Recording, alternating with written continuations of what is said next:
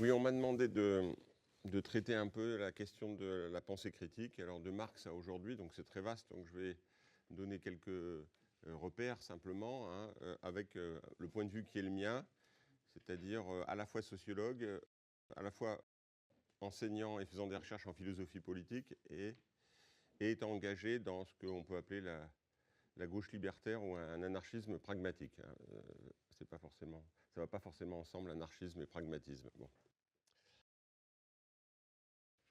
Donc, la pensée critique, je ne vais pas être exhaustif, je vais être sélectif. Je vais me centrer sur deux aspects principaux parce qu'il me semble qu'il y a beaucoup de confusion. Et mon dernier livre s'appelle justement La Grande Confusion. Beaucoup de confusion entre la pensée critique et la critique conspirationniste. Et on va essayer de voir les différences entre les deux, la pensée critique classique et contemporaine, savante, et des critiques qui sont très présentes, très critiques sur les réseaux sociaux, ce que j'appelle l'hypercriticisme conspirationniste. Euh, euh, en fait, une des nouveautés de la période, c'est que la critique n'appartient pas à l'horizon d'émancipation, mais la critique est au chou fortement associée à des positions ultra-conservatrices, racistes, sexistes, homophobes, et qui de plus critique que Donald Trump ou Éric Zemmour. Donc cette idée que la critique appartiendrait nécessairement au camp de l'émancipation se révèle particulièrement fausse aujourd'hui. Bon. Deuxième angle, c'est les liens posés entre justement cette pensée critique et l'émancipation, puisque ces liens ont été forts à la fin du XVIIIe, au XIXe et au XXe siècle, et dans ce premier quart du XXIe siècle, les liens entre critique et émancipation se distendent fortement. Alors, ces deux angles me conduisent en introduction à préciser deux choses. Ce que je vais entendre par critique et ce que je vais entendre par conspirationnisme ou complotisme ou théorie du complot. On va considérer que c'est conspirationniste, complotiste, théorie du complot, c'est trois notions qu'on va considérer comme synonymes. La critique d'abord, le mot critique, il a plusieurs sens. Ce n'est pas la critique au sens d'Emmanuel Kant, ce n'est pas la critique littéraire ou la critique cinématographique, c'est ce qu'on appelle la critique sociale et politique. La critique sociale et politique, c'est quoi? C'est critiquer, mettre en cause une partie ou l'ensemble d'un ordre social et politique. Critiquer, mettre en cause, c'est critiquer au sens où ça pointe du négatif dans cet ordre social et politique. Historiquement, la pensée critique a recouru à différentes notions pour dire la critique sociale et politique. Ces notions sont plus ou moins séparées avec des intersections. Parfois, elles sont très proches. Servitude, tyrannie, oppression, domination, exploitation, aliénation, injustice, inégalité, pouvoir, bureaucratie, totalitarisme, autoritarisme, plus récemment discrimination. Tous ces mots sont des mots de la critique sociale et politique. C'est avec ces mots qu'on dit le négatif dans un ordre social et politique. Souvent sans que ça soit une nécessité, ce n'est pas une nécessité notamment dans la critique qui est portée par l'extrême droite, la critique du négatif est liée à l'horizon d'un positif. C'était en fonction du positif dont on peut avoir plus ou moins l'intuition qu'on va dire que quelque chose est négatif. Bon. Cette dimension se voit bien dans deux mots, injustice et inégalité. Injustice, IN, on pourrait mettre un tiret, justice, ça veut dire que le négatif, injustice, se fait en fonction d'une certaine intuition de ce que c'est la justice. Bon. Inégalité, la critique de ce qui est inégal se fait en fonction d'une certaine idée de l'égalité. Donc la critique du négatif s'appuie sur une certaine idée du positif. Bon. Première, disons, éclairage. Deuxième éclairage sur le conspirationnisme, complotisme, théorie du complot. Qu'est-ce que c'est qu'un complot? C'est une manipulation cachée qui serait orchestrée par un individu, quelques individus ou des réseaux collectifs plus larges. Il faut bien ici distinguer, parce que ce n'est pas toujours fait cette distinction dans les médias, où les choses sont un peu confuses, il faut distinguer complot et théorie du complot. Alors ça peut paraître étrange de distinguer complot et théorie du complot.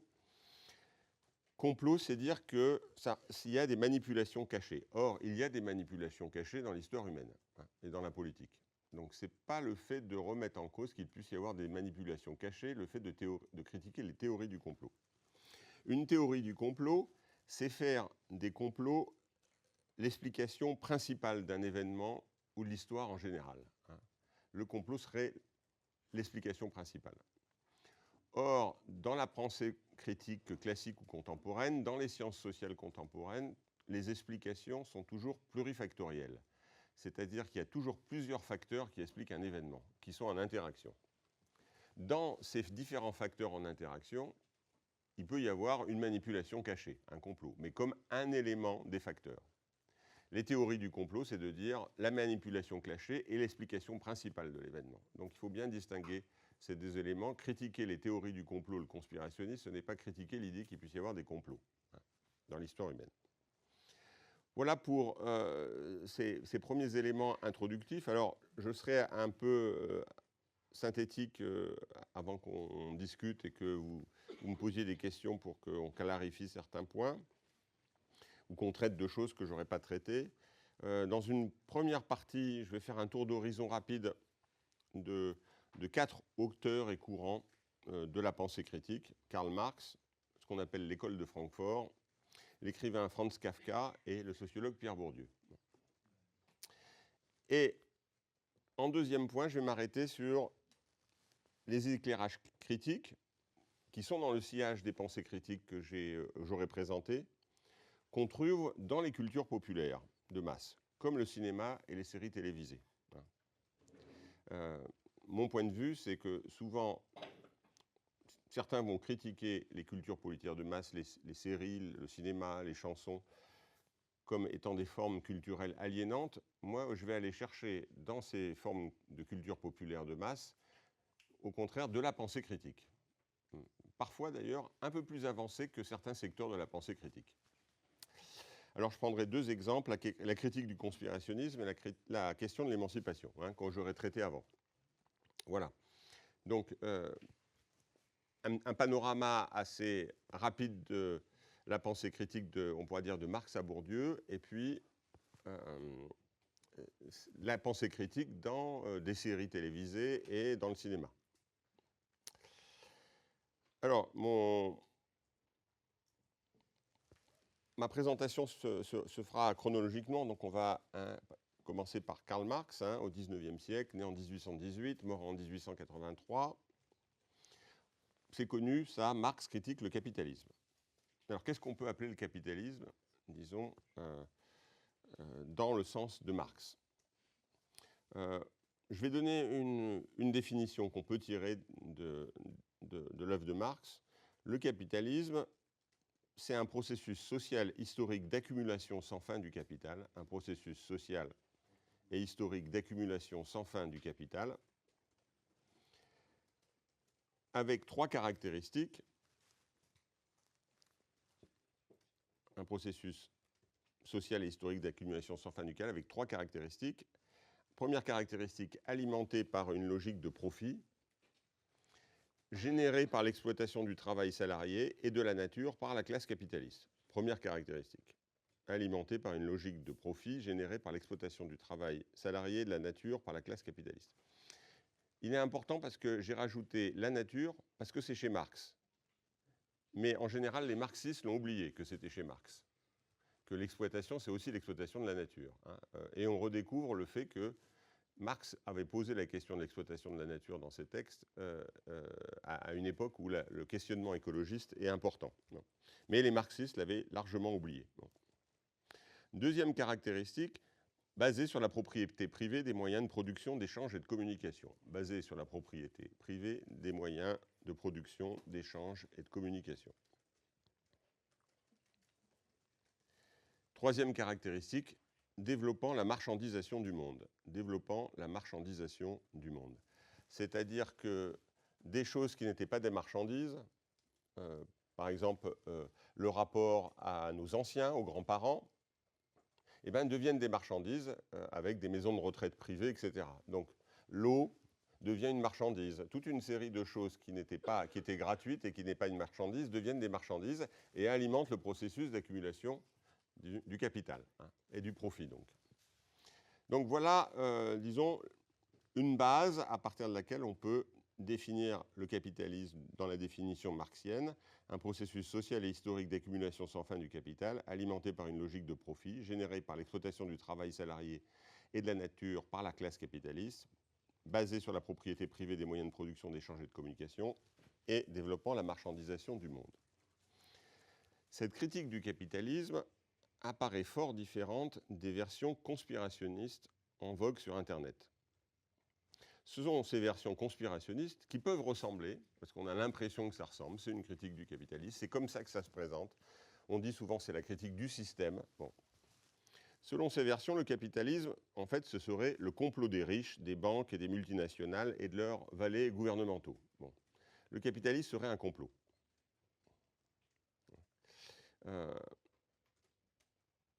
Karl Marx nous enjoigne dès le livre 1 du Capital, c'est le livre du Capital, le seul publié de son vivant, Marx, hein, en 1867. Dans la préface au livre 1 du Capital, hein, la première édition, voilà ce qu'il écrit, je vais reprendre les termes. « Je n'ai pas peint en rose le capitaliste et le propriétaire foncier, mais il ne s'agit ici des personnes qu'autant qu'elles sont la personnification de catégories économiques, les supports d'intérêt et de rapports de classe déterminés. Mon point de vue peut moins que tout autre rendre l'individu responsable de rapports dont il reste socialement la créature, quoi qu'il puisse faire pour s'en dégager. » Donc, la critique du capitalisme, pour Marx, ce n'est pas la critique des méchants riches qui veulent nous faire du mal. Ça n'a rien à voir, nous dit Marx. Et c'est même le contraire de l'analyse marxienne du capitalisme. Ce sont des personnes, autant qu'elles sont la personnification de catégories économiques, les supports d'intérêt et de rapports de classe déterminés. Et ça veut dire que ce n'est pas la responsabilité de tel ou tel individu. Mon point de vue peut moins que tout autre rendre l'individu responsable des rapports dont il reste socialement la créature. Le riche, le capitaliste, est le produit du capitalisme aussi. Il est dominé par le capitalisme. Il ne domine pas le capitalisme.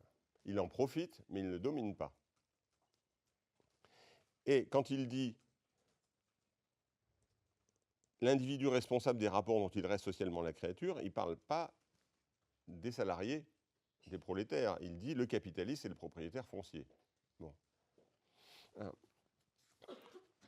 Donc, dans cet extrait, le capitalisme se présente comme une machinerie impersonnelle qui n'est contrôlée par personne. Et où même ceux qui en profitent sont dominés par la machine. D'ailleurs, à certains moments, certains grands patrons, etc., peuvent être éjectés de la machine, ça ne change rien à la machine. Par analogie, on peut faire la référence, disons, au cinéma. La lecture conspirationniste du capitalisme qu'on trouve sur Internet et sur les réseaux sociaux, qui se présente comme une critique du capitalisme, elle est plutôt du côté des films conspirationnistes type les James Bond. C'est-à-dire que le problème, c'est qu'il y a des gens dans l'ombre qui manipulent. Ça, c'est la critique conspirationniste du capitalisme. La critique marxienne du capitalisme, elle est plutôt du côté du cinéma de science-fiction, avec des films qui nous montrent comment les ordinateurs qui échappent à la maîtrise humaine vont finalement prendre le pouvoir sur le monde. Hein. Je pense aux figures de la Matrice dans la série des Matrix, ou l'ordinateur central Skynet dans la série des Terminator. Ça, c'est plutôt une analyse marxienne du capitalisme. Hein. C'est plutôt Matrix et Terminator contre James Bond.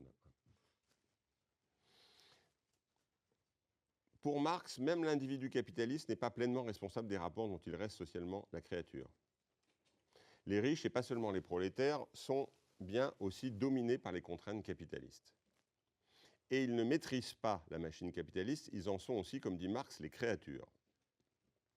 La différence avec les prolétaires est que tendanciellement les capitalistes en profitent et que les prolétaires en pâtissent. Il y a bien une différence, et donc une construction d'une inégalité sociale.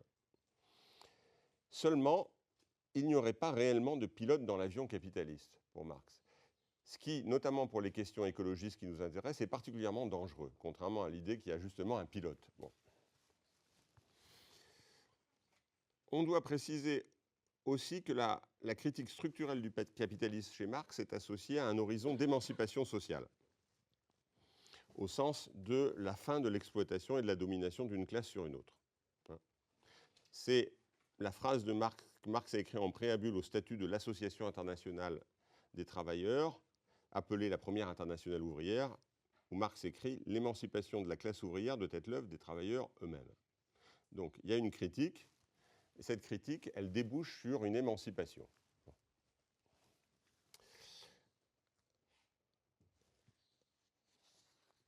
Un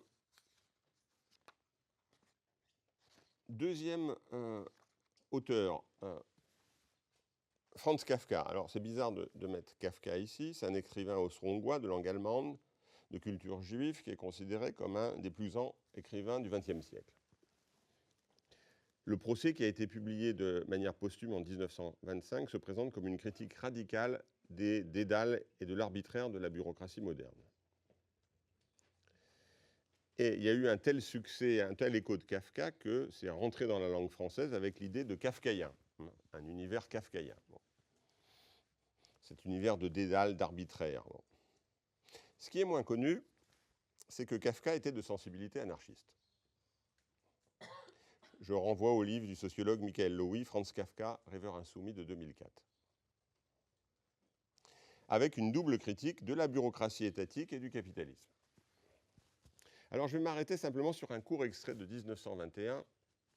C'est un texte de Kafka où Kafka réagit à une caricature représentant le capitalisme comme un gros homme assis sur l'argent des pauvres. Alors c'est des caricatures qu'on trouve encore, hein, le capitalisme, un gros homme, et puis les pauvres en dessous et la domination. Bon. Et il réagit à ce type de caricature qu'il trouve dans la presse de son époque. Et Kafka va dire, l'image, cette caricature, est fausse et juste à la fois. L'image est fausse et juste à la fois. Alors voilà ce qu'il précise. Juste dans une direction seulement. Le gros homme en haute forme vit sur le dos des pauvres qui l'écrasent, c'est juste. Premier élément, dans cette caricature, il y a quelque chose de juste. Le gros homme en haute forme vit sur le dos des pauvres qui l'écrasent, c'est juste. Mais, et c'est là où la caricature est fausse pour Kafka, mais que le gros homme soit le capitalisme, ce n'est plus tout à fait juste. Mais que le gros homme soit le capitalisme, ce n'est plus tout à fait juste. Le gros homme domine le pauvre dans le cadre d'un système déterminé, mais il n'est pas le système lui-même. Le gros homme domine le pauvre dans le cadre d'un système déterminé, mais il n'est pas le système lui-même. Au contraire, ajoute Kafka, il porte lui aussi des chaînes qui ne sont pas représentées sur le dessin. Donc, le gros homme, le riche, le capitaliste. Au contraire, il porte lui aussi des chaînes qui ne sont pas représentées sur le dessin, qui ne sont jamais représentées dans ce type de caricature. Le capitalisme est un système de dépendance qui vont de haut en bas et de bas en haut. Le capitalisme est un système de dépendance qui vont de haut en bas et de bas en haut. C'est une structure qui va associer les individus et les groupes indépendamment de leur conscience et de leur volonté. Pour Kafka, le capitalisme est un entrecroisement de rapports de dépendance enchaînant les capitalistes eux-mêmes, même s'ils en profitent au détriment des prolétaires. Mais le capitalisme, ce n'est pas une manipulation du monde par les capitalistes. Là aussi, on a une vision très différente de l'hypercriticisme, complotisme actuel. C'est très important à noter parce que aujourd'hui, si on prend Internet et les réseaux sociaux, la critique du capitalisme s'est transformée en critique des méchants riches ou des ultra-riches. Bon. Or, ce n'est pas la critique du capitalisme, ni de la sensibilité anarchiste, ni de la sensibilité marxienne. Le capitalisme, ce n'est pas la méchanceté des riches et leur manipulation. Et la focalisation aujourd'hui sur les riches est une dérive, une déviation de la critique du capitalisme. Parce qu'on va le voir tout à l'heure, je parlerai du dernier Batman, elle nous oriente vers une politique du ressentiment et pas vers une politique de l'émancipation.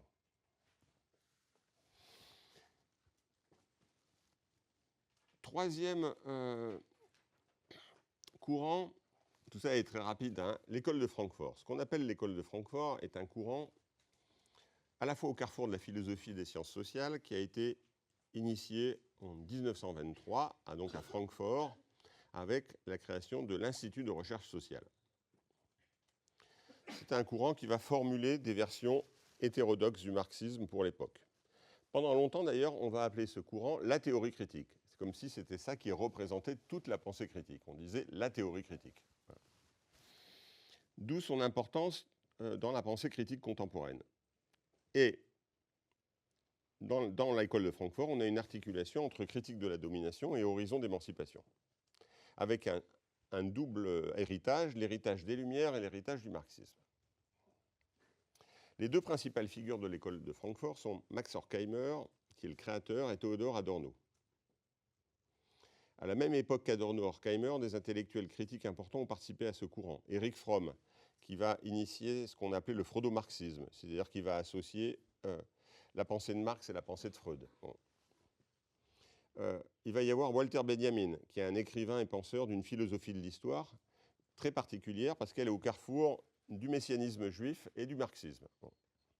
Où on va voir Herbert Marcuse, qui a été bien après, dans les années 1960, une des figures principales de la critique, disons, sur les campus américains et du mouvement étudiant américain, bon, dans les années 60-70.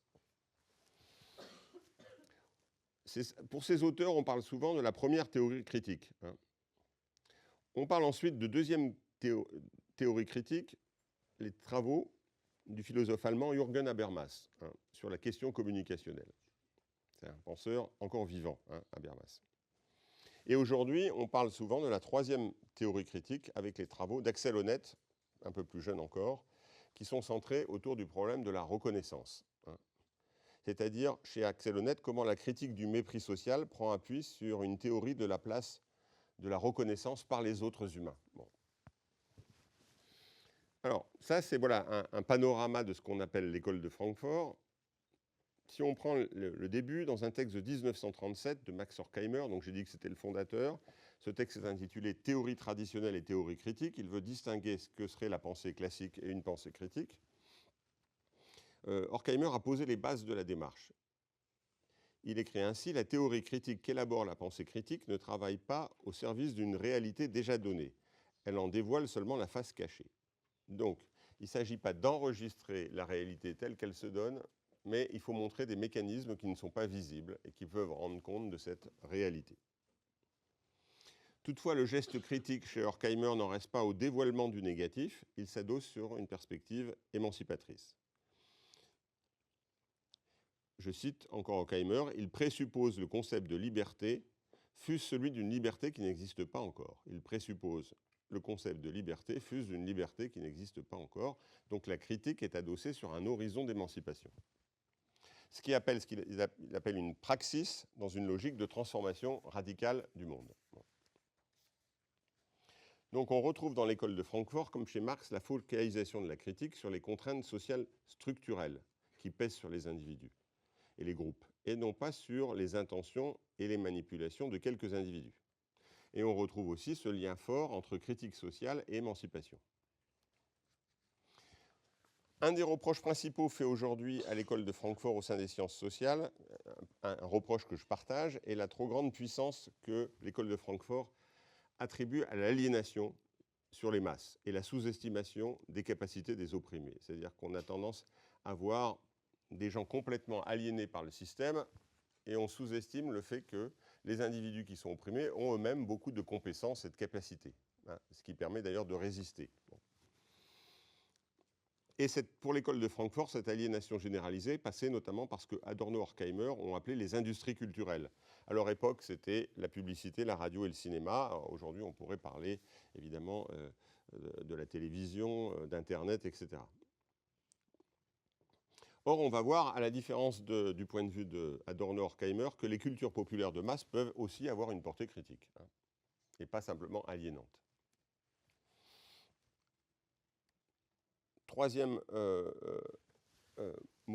Quatrième moment et dernier pour cette partie, Pierre Bourdieu, hein. Né en 1930, mort en 2002, un sociologue, il a renouvelé profondément les théories critiques de la domination dans un sens qu'on pourrait appeler post-marxiste, après le marxisme. Il y a deux concepts qui constituent les axes de son approche sociologique de la domination, habitus et champ. Habitus, c'est proche d'habitude. Champ comme un espace. Habitus, ce sont les rapports sociaux dans les corps et dans les têtes des individus. C'est-à-dire qu'au cours de leurs apprentissages, les individus vont imprimer des choses dans leur corps et dans leur tête qui vont les conduire plutôt à se comporter de telle ou telle façon. Bon. C'est souvent des formes non conscientes, et on pourrait dire c'est l'inconscient social de l'individu. Les champs, ce sont les rapports sociaux dans les institutions, comme des espaces, le champ politique, le champ économique, le champ culturel. Donc, l'habitus, ce sont les dispositions souvent non conscientes que l'individu intériorise au cours de sa socialisation, dans la famille, à l'école, au travail, etc., et qui vont l'amener à percevoir, penser et agir d'une certaine manière malgré lui. Avec l'habitus, donc, Bourdieu suit les traces non conscientes des dominations sociales dans les corps et dans les têtes des individus. La deuxième notion cardinale, c'est le champ. Pour Bourdieu, la société est constituée par une variété de champs autonomes. Champ économique, donc, mais aussi champ politique, champ technocratique, champ journalistique, champ intellectuel, champ religieux. Bon. Un champ, c'est une sphère de la vie sociale qui s'est progressivement autonomisée des autres à travers l'histoire et qui va avoir des enjeux, des ressources, des rythmes temporels propres. Le rythme temporel, les enjeux, les ressources du champ politique ne sont pas exactement celui du champ économique, ils ne sont pas exactement celui du champ culturel. On pourrait dire que les gens ne courent pas pour les mêmes raisons dans le champ économique, dans le champ politique ou dans le champ artistique, dans le champ sportif ou dans le champ religieux. Ils n'ont pas exactement les mêmes intérêts. Ce qui va leur paraître important n'est pas exactement la même chose.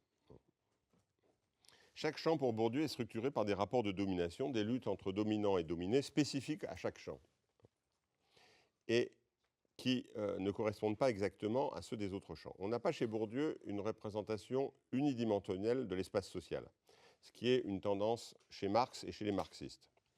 On a une représentation pluridimensionnelle de l'espace social, puisque l'espace social est tissé d'une variété de dominations. Même si toutes les modes de domination n'ont pas le même poids dans le corps du monde, chacune dispose d'une certaine autonomie. Il y a une particularité pour Bourdieu, il a consacré un livre à cette question, à la domination masculine, puisque la domination masculine est vue comme une domination transversale qu'on retrouve dans une grande partie des champs. Elle n'est pas que dans un champ, elle va traverser différents champs, elle est transversale. Bon. Habitus et champ, les dominations sont principalement mues par des forces non conscientes et impersonnelles qui s'imposent aux individus. Ce qui donne à sa sociologie, encore une fois, une orientation anticonspirationniste. C'est ce qui fait écrire à Bourdieu dans un livre de 1980, Questions de sociologie, je cite, « Les mécanismes sociaux ne sont pas le produit d'une intention machiavélique, ils sont beaucoup plus intelligents que les plus intelligents des dominants. Les mécanismes sociaux ne sont pas le produit d'une intention machiavélique, ils sont beaucoup plus intelligents que les plus intelligents des dominants. » C'est les mécanismes impersonnels de la domination qui la reproduisent, indépendamment de la conscience des individus. Et ce n'est pas l'intelligence de quelques dominants, de quelques riches. Le capitaliste, ce n'est pas quelques capitalistes conseillers, etc., qui se réunissent à Davos, comme dans la vision conspirationniste des choses. Non. Même les plus intelligents des dominants sont beaucoup moins intelligents pour Bourdieu que ce poids des mécanismes de domination qui sont impersonnels. Bourdieu va connecter aussi sa critique sociologique à un horizon d'émancipation. Il va emprunter alors cette figure au philosophe Baruch Spinoza, et c'est la figure de la connaissance des déterminismes comme instrument de la liberté. C'est-à-dire que pour Bourdieu, la connaissance des déterminismes sociaux serait un instrument d'émancipation individuelle et collective. Voilà pour mon panorama assez rapide, disons, de la pensée critique de Marx à Bourdieu, en ayant privilégié notamment ce double point de vue.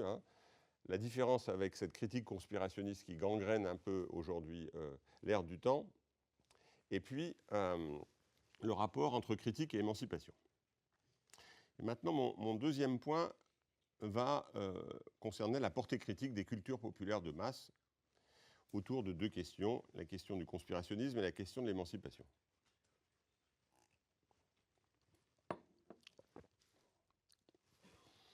Le lien entre critique de la domination et émancipation apparaissait aller plutôt de soi chez les auteurs classiques. Chez un des premiers qui a formulé ça, c'est dans son discours sur la servitude volontaire, La Boétie au XVIe siècle. Bon. Mais chez Marx au XIXe, et puis au XXe siècle, on l'a vu avec Kafka, l'école de Francfort, Bourdieu. Bon. Il y a un problème particulier en ce premier quart du XXIe siècle, c'est que les liens se distendent entre critique sociale et émancipation. Pour des raisons assez diversifiées, qui ne sont pas homogènes, ce n'est pas un complot, et qui tiennent à la fois à des transformations qui touchent le champ politique et des transformations qui touchent le champ intellectuel. En gros, dans le champ politique, les deux principales forces qui ont porté le lien critique sociale et émancipation à un niveau international au cours du XXe siècle, les partis communistes d'une part, les partis socialistes et sociodémocrates d'autre part, ce sont les deux figures qui ont dominé ce qu'on a appelé la gauche au XXe siècle. Et dans beaucoup de pays du monde, c'est une catégorisation qui est née gauche-droite en France à la fin du XVIIIe, mais qui a eu au XXe siècle une sorte de succès mondial. Bon. Or, ces deux forces qui ont dominé ce qu'on appelle la gauche et un certain lien entre critique sociale et émancipation au XXe siècle dans le champ politique, les partis communistes et les partis sociodémocrates et socialistes, sont en crise tous les deux pour des raisons différentes. Et donc c'est aussi une crise du lien entre critique sociale et émancipation. Les partis communistes pour cause, disons, de totalitarisme stalinien, qu'ils ont beaucoup eu de mal à intégrer, et il a fallu, au moins pour que ça soit complètement intégré, la chute du mur de Berlin en 1989.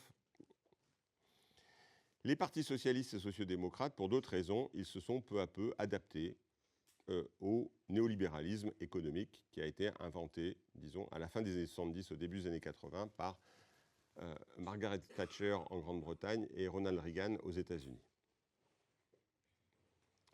Et là aussi, donc, les deux forces qui ont porté ça dans l'espace politique sont en crise. Bon, c'est un élément quand même très important, pour des raisons différentes.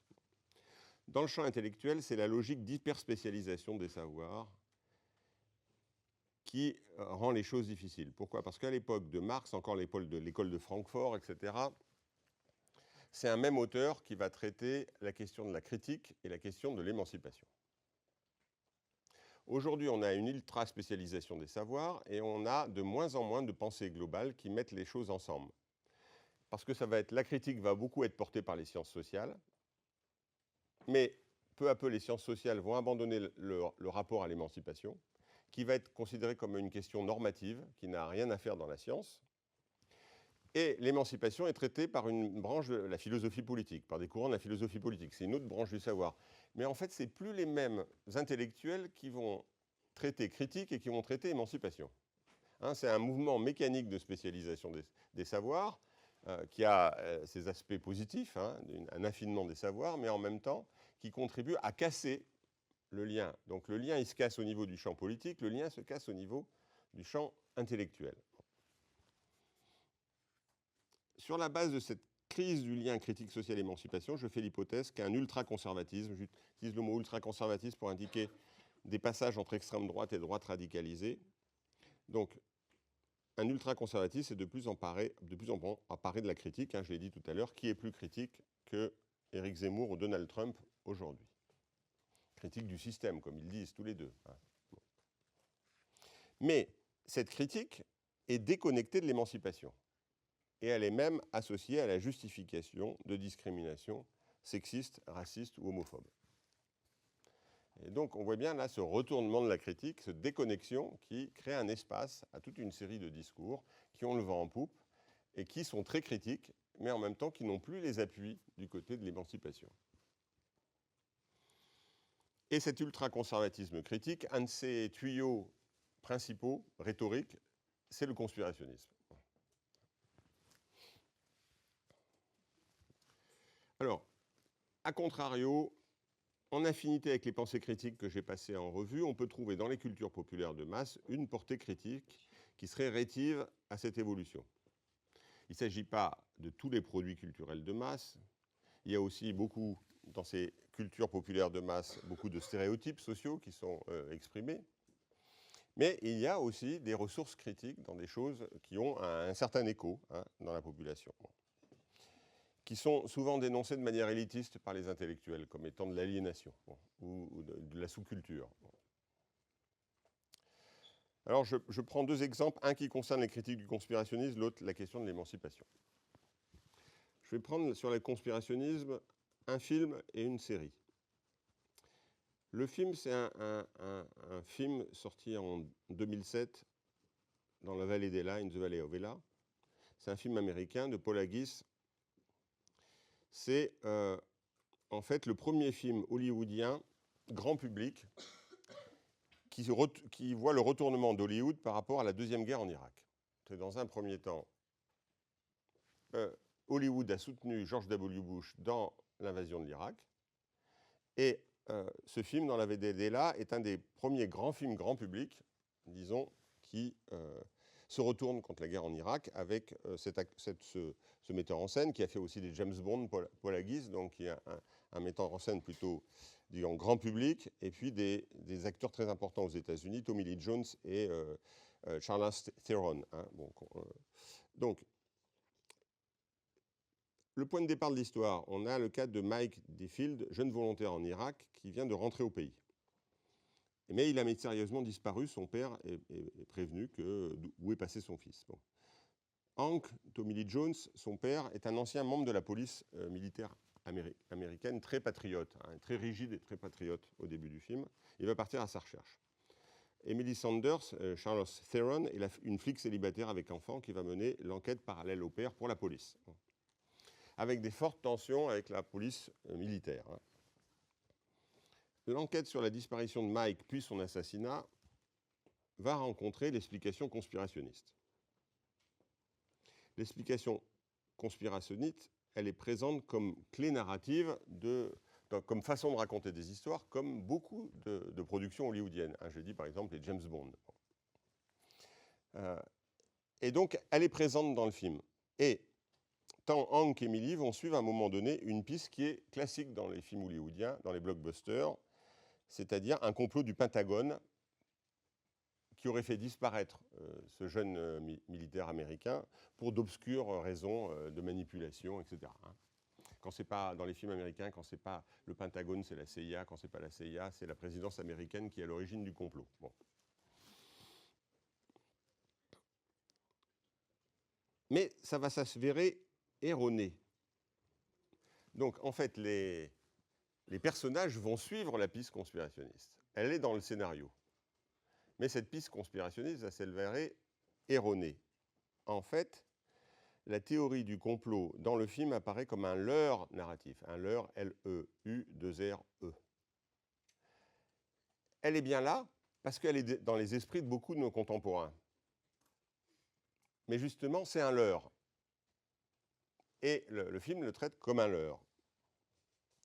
L'explication finale se révèle plus simple et plus compliquée. Elle va associer l'aléatoire, parce qu'il y a de l'aléatoire dans l'histoire. Dans les théories du complot, il n'y a jamais d'aléatoire. Il n'y a pas de hasard, il n'y a pas... Elle associe l'aléatoire à des caractéristiques de la condition humaine en situation de glaire, c'est-à-dire l'habitude de la violence et des techniques de survie qui va faire surgir une forme de sauvagerie ordinaire dans la condition humaine dans cette situation de guerre. Premier élément, le complot comme leurre narratif. Bon. Deuxième, c'est une série américaine qui s'appelle The Killing, 4 saisons entre 2011 et 2014. Les dernières saisons ont été prises en charge par Netflix. Elle est créée par Vena Sud, adaptée d'une série danoise, Forbidden Son, qui a été aussi appelée en France The Killing. Bon. L'adaptation américaine me semble plus intéressante parce qu'elle reprend en partie, pour les 2 premières saisons, un scénario proche, mais en changeant en partie les personnages, les meurtriers, etc. Donc il y a un vrai travail. Bon. Le point de départ de l'histoire, c'est 2 policiers, Sarah Linden, qui est jouée par Mireille Enos, et Stephen Holder, joué par Joel Kinnaman, qui enquêtent sur la disparition puis le meurtre d'une adolescente Rosie Larsen à Seattle. Donc les 2 premières saisons suivent, au fil des épisodes, différentes pistes qui se révèlent fausses, elles aussi, pour finalement déboucher sur l'explication finale. L'explication finale, elle est, comme les sciences sociales, plurifactorielle. Elle n'est pas conspirationniste.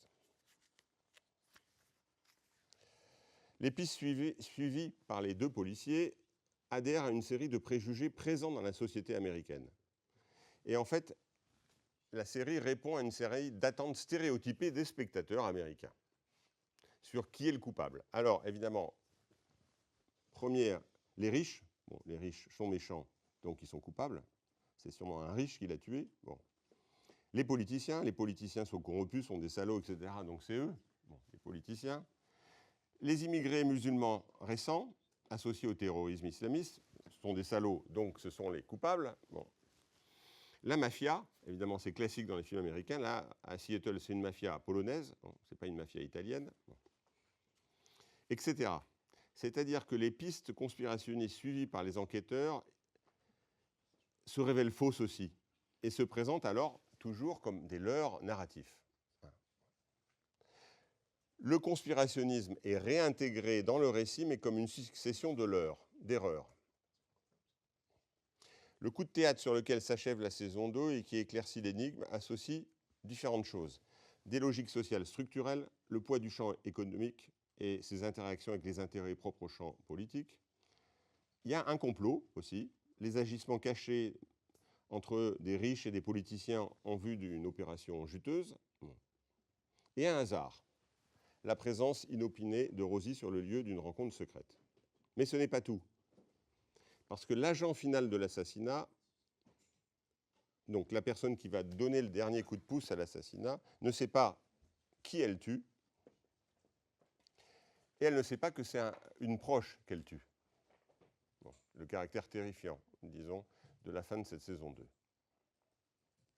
Donc, premier élément intéressant, on voit bien la subtilité particulière de ces formes culturelles de masse, parce que elle ne propose pas simplement une alternative narrative au conspirationnisme, mais en même temps, elles intègrent le conspirationnisme comme un leurre qu'il faut prendre en compte parce que, d'une certaine façon, ces cultures ferraillent avec les stéréotypes des spectateurs.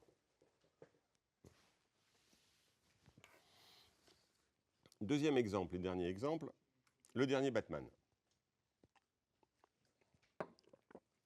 Et la différence entre les politiques de l'émancipation et les politiques du ressentiment.